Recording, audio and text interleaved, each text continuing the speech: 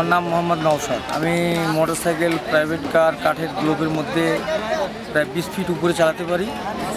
আর এই পেশায় আমি 14 বছর বয়স থাকতে আসছি। আমার ওস্তাদের বাড়ি সৈয়দপুর, পাশাপাশি বাড়ি। ওনার কাছ থেকে দেখে আস্তে আস্তে করে ইচ্ছা করছে এই খেলাটা শেখার, তাই এই পেশায় জড়িত হয়ে গেলাম।